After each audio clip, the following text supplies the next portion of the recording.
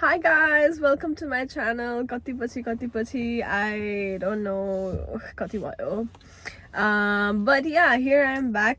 अनि मलाई हल्का रुगा लागिरहेछ सो मेरो घाँटीहरू डेड छ मलाई थाहा पनि छैन मेरो आवाज कस्तो सुनाइदिरहेछ but ya so happy to be here मैले चाहिँ बिचमा मेरो लाइफमा एकदमै धेरै चेन्जेस आयो देन त्यसपछि चाहिँ यति धेरै चेन्जेस आयो कि इट वाजन्ट समथिङ जो कि माइनर थियो it was in a huge scale जसले गर्दाखेरि म कामहरू फोकस गर्न यता फोकस गर्न त्यता फोकस गर्न सकेन सो आई ह्याड टु हुन्छ नि आफ्नो स्केड्युलमा चाहिँ हटाउनु घटाउनु पर्ने थियो कति कुराहरू सो मैले युट्युबलाई चाहिँ कम्प्लिटली हटाइदिएको थिएँ but yeah now I'm here so let's start मैले चाहिँ यो भिडियोमा चाहिँ हजुरलाई मेन फोकस सोसल वर्क जबको अनि मैले कसरी पाएँ मैले के गरेँ कतिजनाले मलाई सोध्नुहुन्थ्यो it was so hard for you भनेर भनि पनि राख्नु भएको थियो बिकज अब मैले पोस्टहरू गरिरहेको थिएँ रेगुलर आफ्नो त्यो चाहिँ मैले आफ्नो जर्नी रेकर्ड गर्दै पोस्ट गरिरहेको थिएँ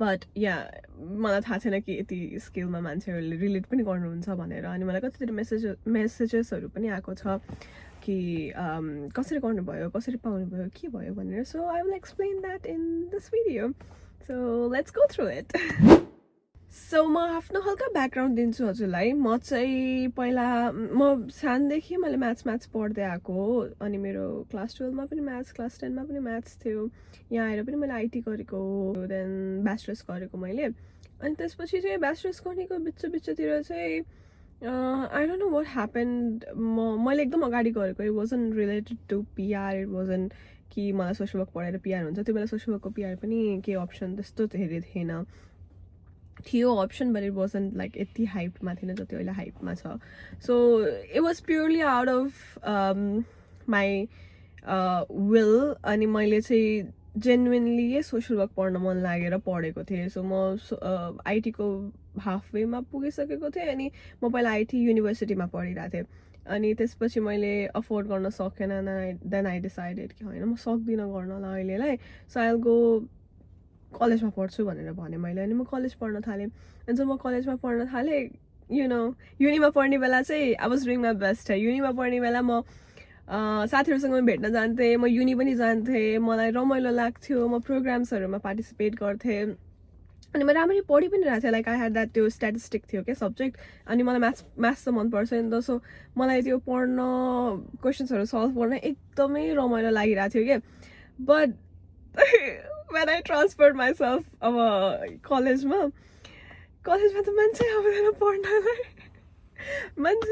पढ्नलाई अनि त्यसपछि मेरो साथीहरू पनि त्यस्तो खासै बनेनन् कलेजमा अनि त्यसपछि त मैले त आइटी त पोलेर खाएँ मेरो म जति जुन चाहिँ पेसमा पढिरहेको थिएँ त्यो पेसै मेरो हरायो and then I started like हुन्छ नि वर्किङ अनि काम गर्न थालेँ अनि हल्का हल्का पढ्थेँ नपढ्ने चाहिँ होइन पढ्थेँ बट अब त्यो जस्तो युनिमा प्रेसर दिन्थ्यो नि कि you can fail the subject त गर्न सक्सेस प्रेसरै थिएन अनि कोभिड पनि भयो अनि त्यसपछि इक्जाम्सहरू सबै अनलाइन भयो त्यसले गर्दाखेरि चाहिँ मेरो कम्प्लिटली आइटीबाट सबै इन्ट्रेस्टै हराउँदै गयो एन्ड देन आई डिसाइडेड कि अब के गरौँ त do I really want to do किनकि मैले ग्रेजुएट गर्ने जेलसम्म म 20 इयर्स हुन्थेँ कि अनि अब 20 वर्षमा आई डोन्ट थिङ्क कि म मच्योर इनफ छु or maybe I don't know like it just hit me है मलाई थाहा छैन है मलाई त्यस्तो फिलिङ आयो कि अहिले म टिआरमा बस्न सक्छु र बिकज आई डोन्ट थिङ्क म केपेबल छु टु अर्न फर टु किनकि अब टिआर भनेको त तिमीले अब कामसाम गरेर पिआरको लागि एप्लाई गरेर पिआर भएन भने you gonna collect all the money and go back to Nepal त्यस्तै होइन अनि I just thought that I was not ready टिआरको लागि चाहिँ त्यो बेला अनि मैले चाहिँ के पढ्न मन थियो मलाई तर मैले आइटीमै म मास्टर्स पढ्ने अनि फेरि मास्टर्सको सब्जेक्ट्सहरू हेर्दाखेरि आइटीको ब्याचलर र मास्टर्स अलमोस्ट सेम थियो कि मैले सोचिरहेको थिएँ अनि सोच्दा I wanted to do something in psychology something related to that भनेर सोचिरहेको थिएँ अनि एकदम एक्सपेन्सिभ थियो साइकोलोजी पढ्नलाई चाहिँ अनि त्यही एक्सप्लोर गर्नेको प्रोसेसमा चाहिँ मैले सोसल वर्क सब्जेक्ट भेटाएँ सोसल वर्कमा चाहिँ you can study mental like psychology पनि कभर हुन्छ हल्का not in a broader way but it will cover somewhat. त्यसपछि मैले डिसाइड गरेँ वाइ नट गो देयर. म मास्टर्स त्यसमा पढ्छु एन्ड मेबी पिएचडी गर्ने बेला चाहिँ म मेजर साइकोलोजीमा गरेर म at least I will have doctor degree भनेर म त्यसरी सोचेर मैले चाहिँ सोसियल वर्क पढेँ.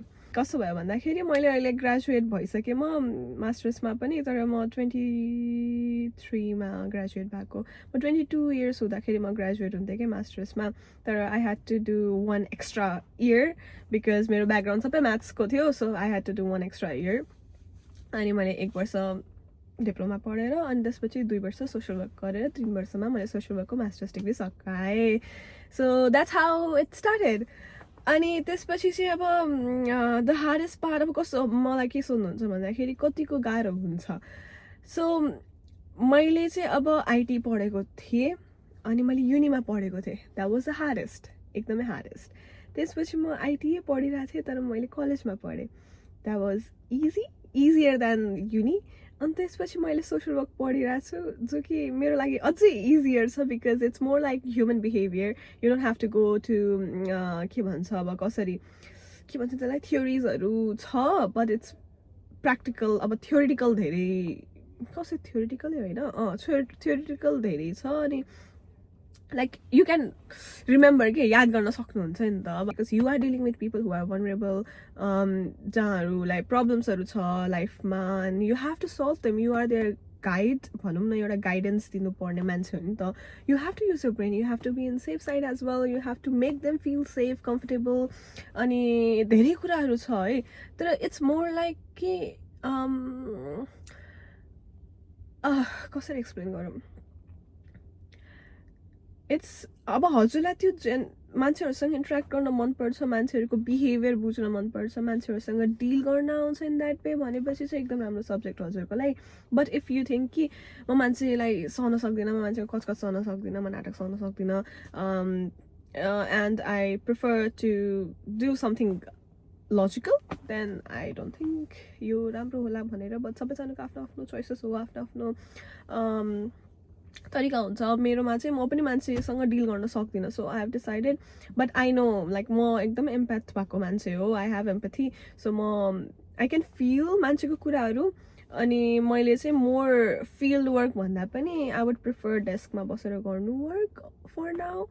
तर कुनै बेला म मेन्टली राम्रो छु भनेपछि म capable छु enough to understand people भनेपछि चाहिँ I really want to go and work in the field with them. अब हजुरहरू यस्तो हो जो कि मान्छेहरूको अराउन्ड काम गर्न सक्नुहुन्छ and you feel joy हुन्छ नि, त्यो हेल्प गरेर मान्छेलाई खुसी पाइन्छ भनेपछि चाहिँ ya definitely go for it. Main भनेको चाहिँ अब 2वटा मास्टर्समा चाहिँ त्यो हुन्छ के भन्छ प्लेसमेन्ट हुन्छ. So 500 hours placement and then another 500 hours placement. The first 500 hours placement चाहिँ मेरो इन्डाइरेक्ट थियो. Indirect means you don't have to go and interact with clients. अनि त्यो चाहिँ कम्प्लिटली हामीलाई रिपोर्ट बेस्ड थियो, रिपोर्ट बनाउनु थियो. अनि त्यो बेला चाहिँ मैले बच्चाहरूसँग काम गरेको थिएँ अनि फ्यामिलीजहरूसँग, त्यो फ्यामिली र चिल्ड्रेनको थियो. सो त्यो बेला हामी इन्टरेक्ट गर्न पाउँदैन थियौँ तर हामी हेरेर सिकिरहेको थियौँ हामी. अनि म हेरेरै सिक्थेँ अनि हेरेरै मैले धेरै कुराहरू सिकेको छु.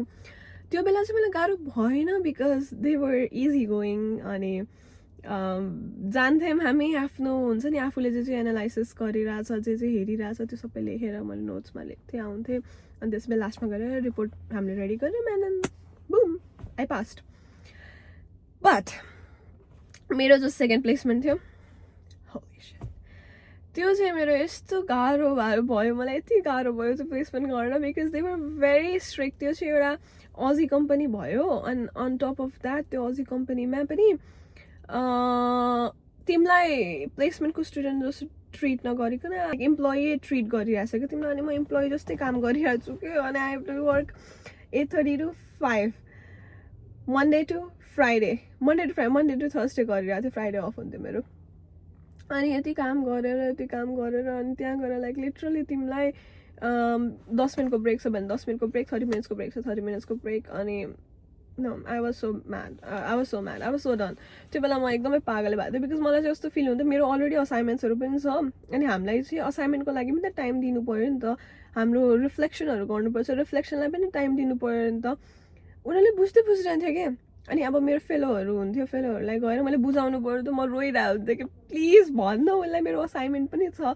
अनि असाइनमेन्टको यु क्यानट डु असाइनमेन्ट यहाँ चाहिँ गर्न सक्दैन तिमीहरू असाइनमेन्ट आइनो है, प्लेसमेन्टमा असाइनमेन्ट गर्न सक्दैन, बट रिफ्लेक्सन अनि जो प्लेसमेन्टको वाला असाइनमेन्ट हुन्छ नि, एउटा तिमीलाई पेजहरू दिन्छ कि तिमीले आज प्लेसमेन्टमा के सिक्यौ भन्ने कुराहरू हुन्छ नि, त्यो त फिल गर्नलाई मलाई टाइम दिएन। अब म प्लेसमेन्टमा पुरै काम गरेँ, उनीहरूको लागि हुन्छ, उनीहरूले मलाई इम्प्लोइ जस्तै राखेर, उनीहरूले सब्स्टिट्युसनै छैन कि मेरो, म छु के, उनीहरूले मलाई रोस्टरमै म राखिरहेछ के। अनि त्यसपछि म त्यहाँ पनि काम गर्ने, उनीहरूको होल 8 घन्टा मैले कम्प्लिट गरिदिनु पर्ने, अनि म घर गएर फेरि मैले लेख्नु पर्ने what I have done, like आज के गरेँ भनेर रिफ्लेक्सन लेख्नु पर्ने। द्याट इज सो अनफेयर भनेर टुक मी एटलिस्ट अ मन्थ, 1 महिना जति, 3 महिनाको प्लेसमेन्ट हुन्छ, 1 महिना जति लाग्यो उनीहरूलाई कन्भिन्स गराउन। टिचरहरूलाई भने टिचरबाट सपोर्टिभ है, मेरो युनि चाहिँ ठिकै थियो, त्यस्तो सपोर्टिभ थिएन, तर टिचरहरू चाहिँ मलाई एकदमै सपोर्ट गर्नुभयो। अनि उहाँहरूले म्यानेजरसँग कुरा गरेर अनि उसलाई 1 घन्टा 2 घन्टा जति टाइम दिए। 2 घन्टा चाहिँ जब मेरो असाइनमेन्ट अन लाइक हुन्छ नि एकदमै लाइनमा आइरह भनेपछि 2 घन्टा दिन्थ्यो मलाई दिनको गर्नलाई, नत्र 1 आवर चाहिँ रेगुलरली मलाई दिइरह हुन्थ्यो, so that I can do my reflection भनेर। अनि it was so hard. I don't know, I'm so proud of myself, Pat, कि मैले त्यो सक्काए प्लेसमेन्ट भनेर म डेली रुन्थेँ, म जान्थेँ म के गरिरहेको छु, बिकज त्यहाँ काम गरिसकेपछि you cannot work and you have to pay your bills. यति गाह्रो भएको थियो नि मलाई। अनि त्यसको माथि त्यहाँ काम गरेर म राति नाइट, अब म काम गर्छु वुलिजमा, म वुलिजमा काम गर्न जान्थेँ कि, त्यहाँ काम गऱ्यो, वुलिजमा काम गऱ्यो, and then come back, and then it's a cycle के। स्याटर्डे सन्डे पनि कहिले काम पाइन्थ्यो मैले वुलिजमा गर्थेँ, अर एल्स अब कन्टेन्टको थ्रुबाट पैसा आइरहेको थियो, गड्स ग्रेस, त्यसरी गरेर गरिरहेको थिएँ कि। You're so exhausted at one point के। 1 महिना त ल ठिक छ, 1 महिना बित्यो, 2 महिना कसरी बिताउने के, म त सक्दिनँ। म एकदमै टायर्ड हुन्थेँ, म यति कचकच गर्थेँ, यति कचकचे मुडमा हुन्छ नि, म के गरिरहेको छु लाइफमा जस्तो वालामा पुगिसक्थेँ। And I am not saying this to demotivate you, I am just letting you know कि हजुर रेडी होस् यस्तो कुराहरूको लागि। सेभिङ्स चाहिँ राख्नुपर्छ। मेरो बिगेस्ट मिस्टेक भनेको मैले सेभिङ्स राखेन कि। मेरो सेभिङ्स हुन्थ्यो भने म चिलमा एटलिस्ट प्लेसमेन्ट 3 महिनालाई ड्याङ गर्न सक्थेँ नि त। मेरो सेभिङ्सै भएन कि। अनि मलाई चाहिँ मेरो ब्याङ्क एकाउन्टमा पैसा भएन भने बुम आम डाउन, यस्तो छटपट्टि हुन्छ नि मलाई, ल कहाँ छ मेरो पैसा। अनि मेरो ब्याङ्कमा चाहिँ जहिले पनि पैसा भइराख्नुपर्छ कि, म चाहिँ त्यस्तो खालि मान्छु। अनि I don't want to remember that phase of my life. Okay, so if you are about to do your placement, if you are about to choose social work, please make sure हजुरसँग placement हुने भन्दा अगाडि enough savings होस् कि at least हजुर half of the प्लेसमेन्टमा चाहिँ हुन्छ नि, के स्टार्टिङको 1 महिना चाहिँ कसरी जान्छ थाहा हुन्न हजुरलाई। स्टार्टिङको 1 महिना चाहिँ ल गर्दा बानी लाउँदा जान्छ, तर लास्टतिर चाहिँ यु आर सो एक्जस्टेड कि। म लास्टतिर यति एक्जस्ट भएँ मैले ह्यान्डलै गर्न सकिनँ नि। मैले आफ्नो मम्मी बाबासँग गफ गर्नै बन्द गरिदिएँ, म कुरै गर्न सक्दिनँ थियो। I was so exhausted. Mummy बाबासँग गफ गर्न बसेँ, साथीहरूसँग मेरो डिस्टेन्स मेन्टेन भयो, मेरो धेरै कुराहरूसँग मेरो रिलेसनहरू यतिकै लाइक हावा झुन्डिरहेको थियो क्या, कता। अनि ब्याङ्कमा त्यतिकै हेर्छु पैसा छैन, and then no that's so worse. I will please, म एउटा कुरा चाहिँ एकदमै राम्रो हजुरलाई एउटा सजेसन दिन्छु भने पैसा चाहिँ प्लिज राखिराख्नु होइन। यसरी गरेर म कमाउँछु, नाइट सिफ्ट गर्छु नि त्यो गर्छु, नाइट सिफ्टहरू गरेर मैले पनि नाइट सिफ्ट गरेको छु, तर यो मेन्टल हेल्थ एकदमै बेकार हुन्छ हजुरको। सो किनकि 3 महिना भनेको लङ टाइम हो नि त, धेरै लङ टाइम हो। हजुरले 1 महिनासम्म गर्न सक्नुहुन्छ कि। स्टार्टिङमा चाहिँ हजुरलाई बुस्ट हुन्छ, म गर्छु, म जे पनि गरिदिन्छु, म पनि त्यस्तो थिएँ, म के त सिचुएसन फेस गरेँ, वाट इज दिस वाला हुन्थ्यो क्या। तर मेरो पर्सनल ओपिनियनमा चाहिँ म सकेन। हजुर पनि प्लिज आफूलाई गाह्रो गरी नगरिकन चाहिँ एटलिस्ट ह्याभ सम सेभिङ्स राखेर अनि बल्ल अगाडि बढ्दाखेरि धेरै कुरा एकदमै सजिलो हुन्छ है। मलाई चाहिँ अहिले चाहिँ रिफ्लेक्ट गर्दाखेरि चाहिँ आई विश मसँग इनफ सेभिङ्स हुन्थ्यो, सो द्याट म त्यो सिचुएसनमा पर्दैन थियो होला जस्तो हुन्छ। सो ओभरअल भनेको त्यही हो। अनि मैले काम पाउने कुरामा चाहिँ मैले एकदमै एप्लाई गरेँ। लास्टको 1 महिनातिर मैले एप्लाई गर्न थालेँ, किनकि मेरो अब त्यो लास्ट प्लेसमेन्ट थियो नि त। 3 महिनाको प्लेसमेन्टमा 2 महिना सकिसकेपछि बल्ल मैले 1 महिना बाँकी हुँदाखेरि एप्लाई गर्न थालेको। मैले फ्लोरिशमा पनि गरेँ। फ्लोरिशमा मेरो 2 चोटि interview Leo, they rejected me.